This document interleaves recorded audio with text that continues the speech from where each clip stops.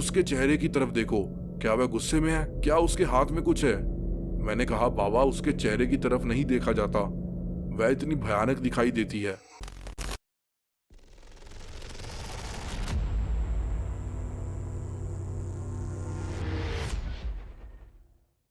तो दोस्तों, अगर आप भी हमारे चैनल पे पहली बार आए हैं तो हमारे चैनल को सब्सक्राइब कीजिए, क्योंकि मैं हिंदी में आपके लिए मजेदार गोस्ट स्टोरीज लाता रहता हूँ, जिसे सुन के आपको बहुत मजा आएगा और आप मेरी आवाज के फैन हो जाओगे। तो चलिए आइए सुनते हैं। दोस्तों, मेरा नाम नितिन है और मैं इंजीनियरिंग की पढ़ाई के लिए बेंगलोर आया हूँ। यहाँ पर मेरा एक दोस्त भी है। माफ कीजिएगा, मैं उसका नाम तो नहीं बता सकता, तो ठीक अभी के लिए मैं उसका नाम राजेश रख देता हूँ। अब आगे मैं आपको राजेश की तरफ से कहानी सुनाता हूँ। सभी को जय श्री राम। मेरा नाम राजेश है। दोस्तों, यह घटना मुझे मेरे दादाजी ने सुनाई थी। उन्होंने बताया था कि यह घटना उनके किसी रिश्तेदार के साथ घटी थी। उनका नाम प्रशांत जी था। प्रशांत जी एक स्टेशन मास्टर थे।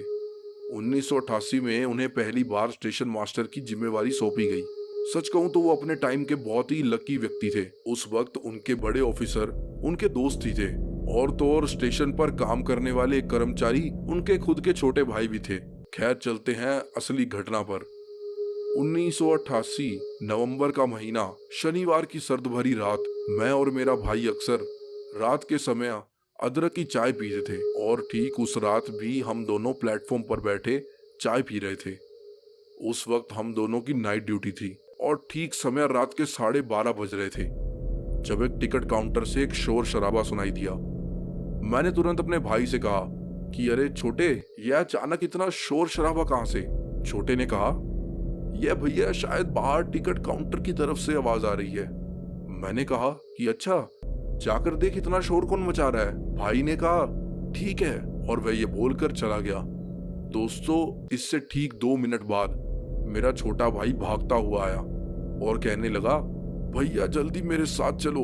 मैंने उससे कहा कि क्या हुआ, तूने कहीं भूत तो नहीं देख लिया? मैं ऐसा बोलकर थोड़ा हंसा था।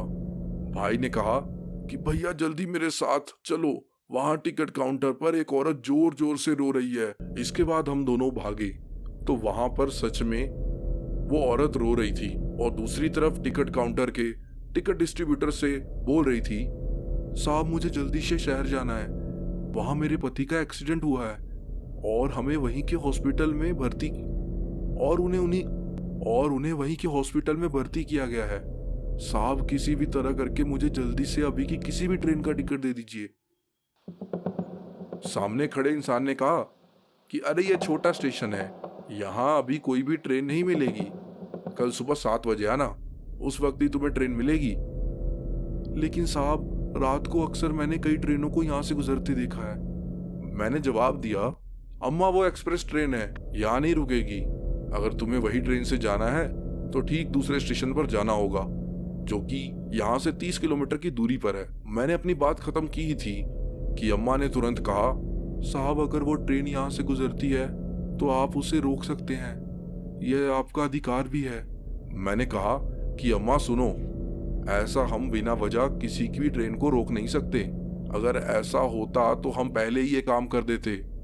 दोस्तों, ये बात सुनने के बाद अम्मा जोर जोर से रोने लगी और कहने लगी कि अरे कोई मदद करो मेरे पति का एक्सीडेंट हुआ है, मुझे उनके पास जाना है।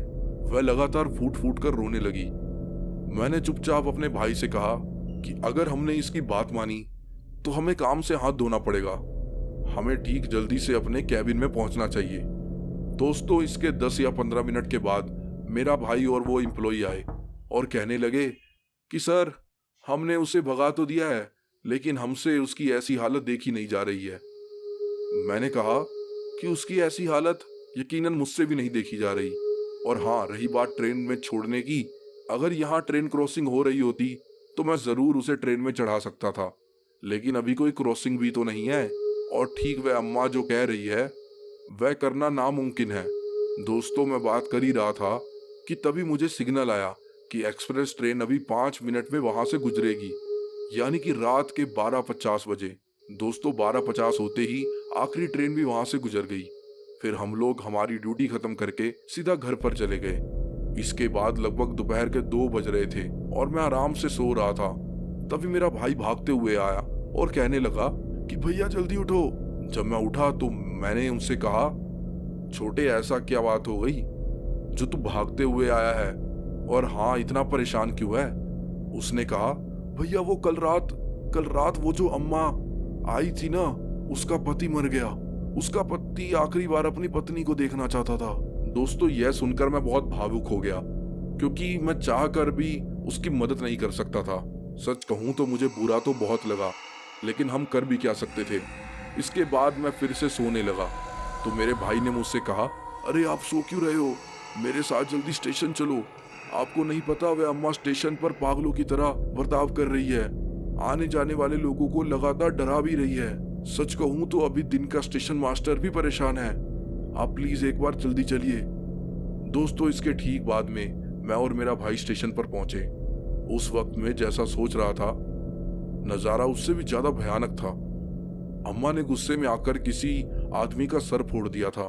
सच कहूं तो यह सब सुनकर हम दोनों डर गए। मैंने अपने भाई से कहा, यह तो कुछ ज्यादा ही भयानक हो गया है। मैंने कभी नहीं सोचा था कि ऐसा भी कुछ हो जाएगा। दोस्तों यहाँ तक तो सब कुछ ठीक था, लेकिन उसी बीच अचानक वो अम्मा आकर मेरा गला पकड़कर बोलने लगी कि मैं तुझे बिल्कुल नहीं छोड़ूंगी, तू ही मेरे पति का हत्यारा है। दोस्तों ऐसा कहकर उसने मुझे इतनी जोर का धक्का मारा कि मैं सीधा ट्रैक पर गिर गया। ठीक उसी वक्त वहां पुलिस भी आ गई और अम्मा को तुरंत पकड़ लिया। मैं उठा और मैंने उसी वक्त अम्मा को गुस्सा ना करके उल्टा उन्हें हाथ जोड़कर कहा कि अम्मा आपके पति के जाने का मुझे भी बहुत दुख है, लेकिन आप जो हमसे करवाना चाहती थी वह नामुमकिन था। मेरी बात सुनकर अचानक अम्मा भी रोने लगी। उसी बीच पुलिस वाले ने कहा कि क्या हुआ था यहाँ और यह अम्मा क्या करने को कह रही थी। मैंने तुरंत ही ऑफिसर को रात की सारी बात बता दी। मेरी बात सुनकर पुलिस ऑफिसर ने कहा कि ठीक है, इसको हम अभी अरेस्ट करते हैं। मैंने कहा कि नहीं सर, रहने दीजिए, बेचारी बूढ़ी औरत है। हाँ आप इन्हें इनके घर जरूर छोड़ दीजिएगा या फिर कुछ पैसे दे दीजिए। इतना कहकर मैं प्लेटफॉर्म की सीट पर बैठ गया। इतने में ही पुलिस ऑफिसर ने कहा, ठीक है, मैं उसे लेकर चले जाएंगे। फिर मेरे भाई ने मेरी थोड़ी मरहम पट्टी की। उस वक्त मुझे थोड़ा सा पैर में दर्द हो रहा था, लेकिन फिर धीरे धीरे समय आया हमारी ड्यूटी का। मैं ठीक रात के 12:50 पर एक्सप्रेस ट्रेन को सिग्नल देने के लिए बाहर आया।